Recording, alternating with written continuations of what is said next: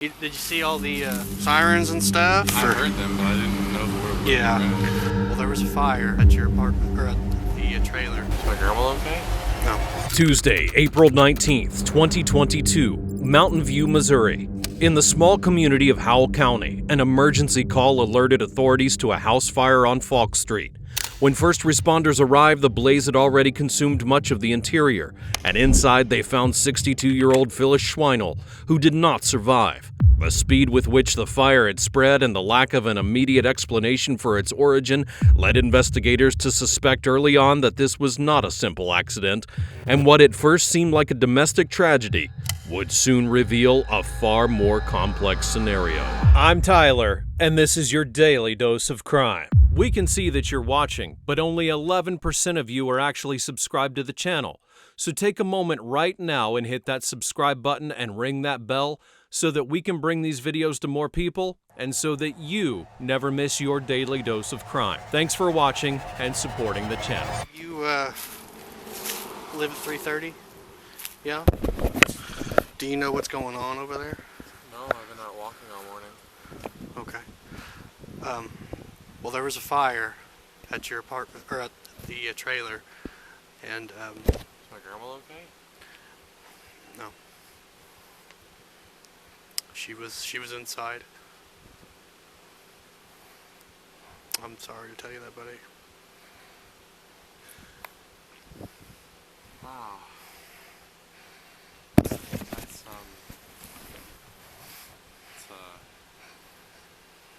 a lot. Yeah, there's no good way to say it. Just gotta lay it on, rip it off like a band-aid as far as talent goes. Right. So, you said you've been out walking all morning? Yeah. Where were you at? I took a walk down the road towards the church over in WW. Okay. And then I walked back this way. Okay. I was about to head back home, actually. Oh, okay. Did you see all the sirens and stuff? I Or? heard them, but I didn't know where we Yeah. were at. Do you have? Where's your shoes? I was barefoot. You walk barefoot? Sometimes. Okay. So I was told by someone over there that maybe you and your grandma had maybe some kind of disagreement last night. That's why I was walking. Okay. We argued again this morning, and I just needed to take a break, I guess. Okay. Me and her have been having a lot of fights. Okay. Would you? What about? Well, the last 2 years have been really rough and stuff, and Okay. here lately has been really rough on both of us and stuff, and financially and everything. It's been a lot for both of us, and we've been fighting about that stuff a lot. Yeah. How I should do more and stuff, and I have been trying a lot. Right. So I've gotten told like that you're 19, and then someone said you're 22 or 21. I'm 19. You're 19. What's your birthday? Okay. Sitting with officers is 19-year-old Jacob Hearn, who had lived with his grandmother for the past decade. His life was marked by instability, no job, no clear direction, and full dependence on her for support. That relationship did not function as a bond of care, but more like a mutual dependence that had been building tension over the years. And now, questioned by the police, Hearn insists he had only gone out for a walk and never connected the sound of sirens to his own home. What unsettles the investigators is not only the calmness of his tone, but the way with which he seems to anticipate each and every question, offering detailed explanations as though he were trying to control the narrative from the start. For officers, this raised the first pressing question. Were they listening to a grandson blindsided by tragedy, or the only witness who truly knew what happened inside of the home? Because apparently, I don't know where people's getting their information, but you were somewhere between 19 and 150, I guess.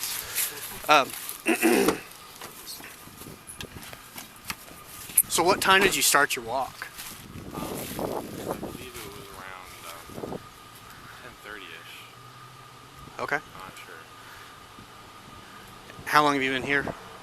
I just went back into the park, actually. I sat down over there for a few minutes, but my feet were hurting, so I came over to the grass. I got you. Okay. Someone also said you were a felon? You're a felon? Okay. What's the story with that? Well, in 2016 and stuff, me and my mother got attacked by two individuals.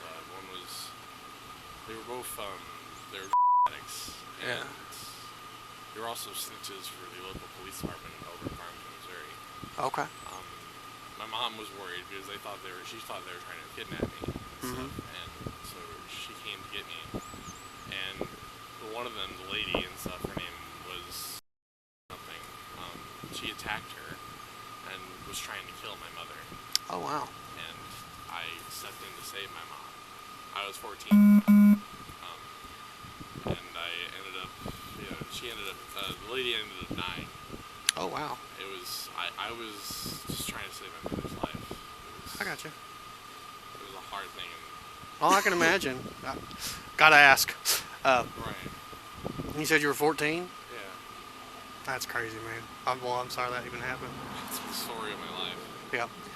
Yeah. So there's quite a bit of damage to the house. I mean, it's still intact, but there's pretty significant smoke damage. Jeez. Yeah. Why don't you hop in my car and we'll go down there real quick and kind of. Have you seen anything down there? I have not. Okay. I Well, didn't even walk that way yet. Okay. Well, we'll let you see what's going on there. And do you have shoes anywhere? No. They were in the house. Okay. Okay. Well, apparently you got stronger feet than I do, because I'd be crying like a little girl. You can just hop in the passenger seat. They're on the other side. I got a bunch of junk in there. As the conversation continues, Hearn introduces elements that further unsettle the officers. He describes constant arguments with his grandmother as if they were an ordinary part of life, then shifts to recounting violent episodes from his past. He claims to have defended his mother from 2 attackers, and even admits to killing one of them. The casual way with which he speaks about such an extreme event without showing visible signs of distress alarms the investigators. From a psychological standpoint, his account reflects how some individuals construct narratives that alternate between portraying themselves as victims of a hostile environment and justifying extreme actions. The contrast between the gravity of his words and the calm manner with which he delivers them raises much deeper questions. Were these authentic memories, or a carefully shaped story intended to influence how he was perceived? Did someone from the fire department come talk to you about getting a hold of Red Cross for you? Cost? Red Cross? When there's a house fire and you lose a bunch, they call Red Cross, and they help you kind of get back on your feet with some essentials and stuff. Would you be willing for that? I mean, since you don't even have shoes. All I really have right now, considering you said the whole house is damaged and stuff, is what I'm wearing. So Yeah. Okay.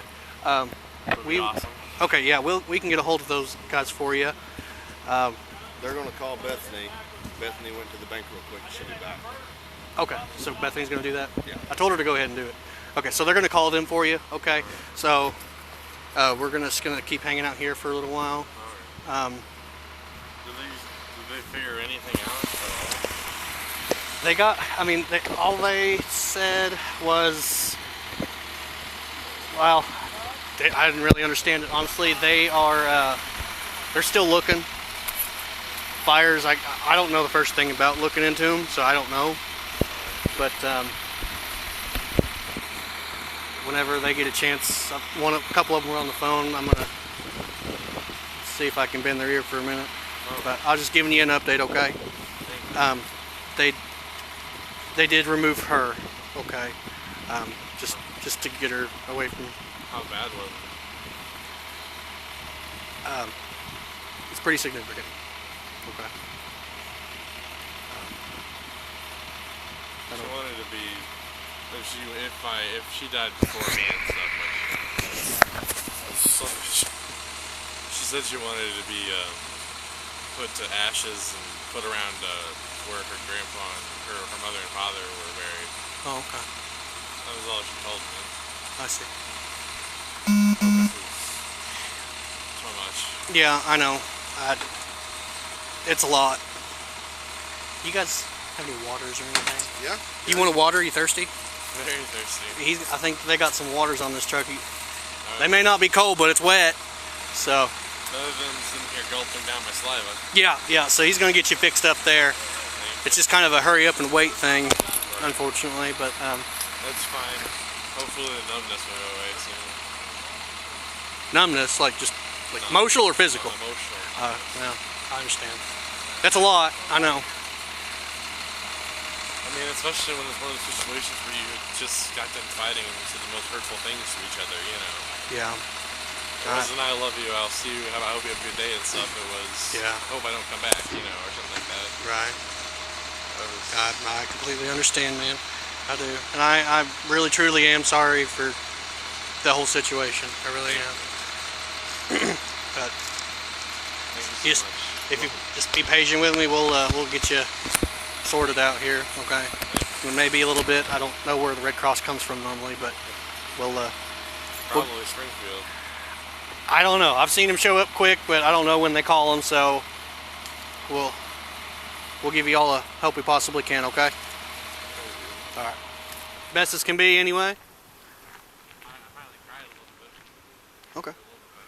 Okay.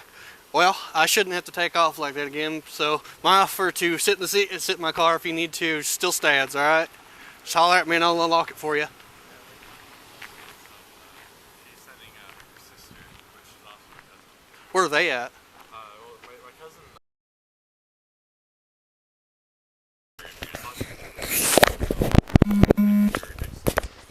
Okay. Frisco was closer and stuff. Okay, so someone's coming over. Yeah. Good deal. Good. Hopefully I won't be completely alone. Yeah, hopefully not. So good. I'm glad to hear that. I'm gonna find out what's going on here, but like I said, just holler and I'll unlock it, and you feel free to sit in there. Got air conditioning heat if you're hot or cold. So I don't like to get uncomfortable. So.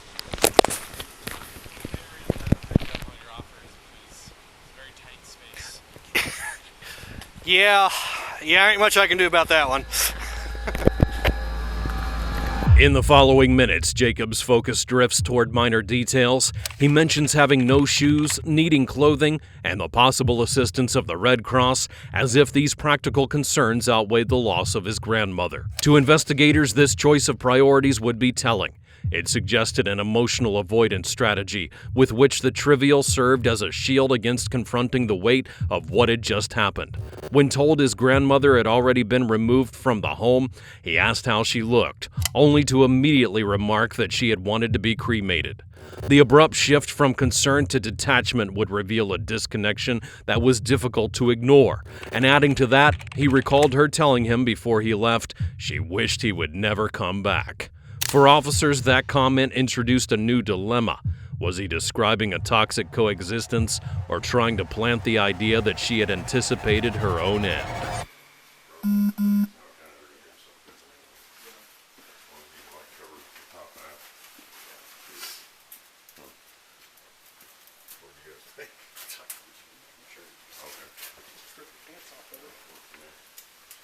Just needs to get into the West Point, so you gotta be ballroom quality. Yeah.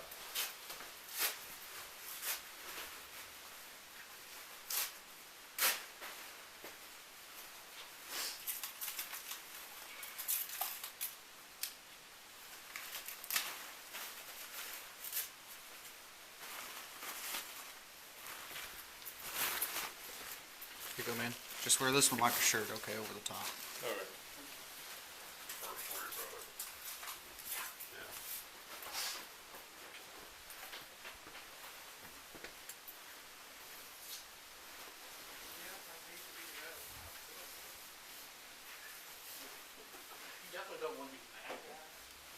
Well, just to get you over to county, and then they'll get you a new, different suit that'll actually fit you probably. Sorry. They said you can keep your glasses too. Sorry about my obesity. You're fine. Take a seat there until I figure out if we're leaving right away, okay? You're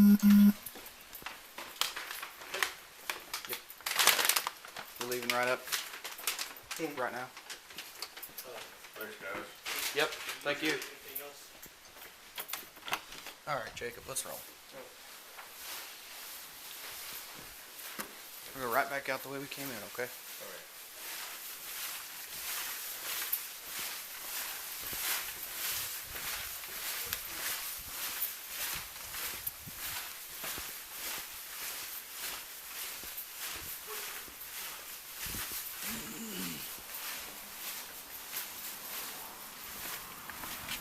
Get in the same car.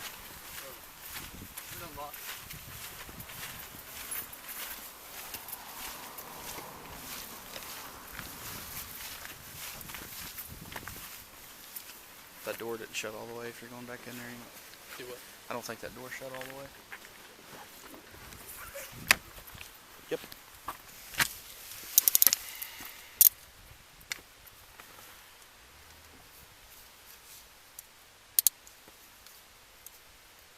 Too tight? No, it's fine. Okay. Thank you. Yep. As officers offer him water, clothing, and the chance to contact relatives, Jacob remains distant and mechanical. Rather than showing grief, he states that he won't be entirely alone since he has extended family in another town. That cold, detached posture in a moment when most people would show visible despair painted an ambiguous picture. Either a young man exerting rigid control over his emotions or someone who was unwilling to reveal a grief he did not feel. Eventually, he's handcuffed and placed under custody, but by then, investigators had already determined the fire was deliberately set.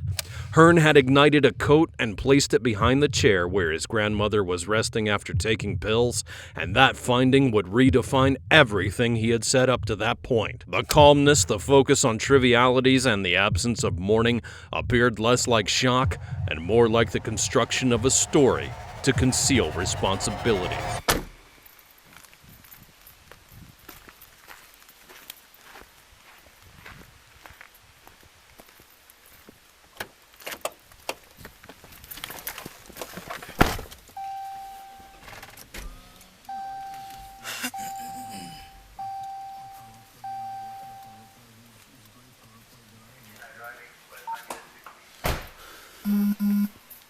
Drove vehicles, a white tractor trailer, white cab, white trailer, failed to maintain lane, driving with flashers on. Authority of Texas County 911, trips you clear 1917. These things are not easy to keep on. I'm losing them. Falling off? Yeah, a little bit. Thank you so much. Appreciate it. There you go. Thank you. Got him? I think so. Okay. I'll walk right over there by that door.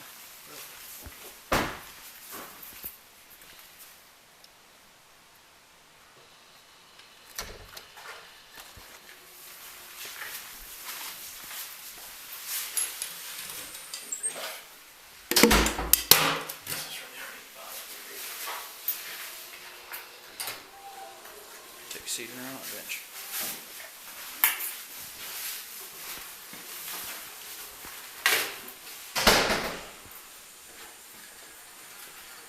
What's up?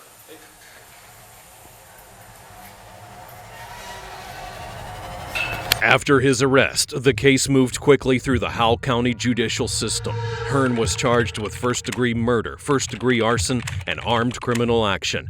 During hearings, he argued that he was carrying out his grandmother's request to end her life, raising a debate about intent and accountability.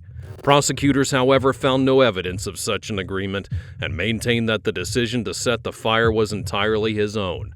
In 2024, Hearn entered an Alford plea to second-degree murder, acknowledging the strength of the evidence against him while never admitting guilt. The plea brought the trial to an end and resulted in a 24-year prison sentence in the Missouri Department of Corrections, closing a case in which long-standing family tensions and dependence culminated in irreversible tragedy.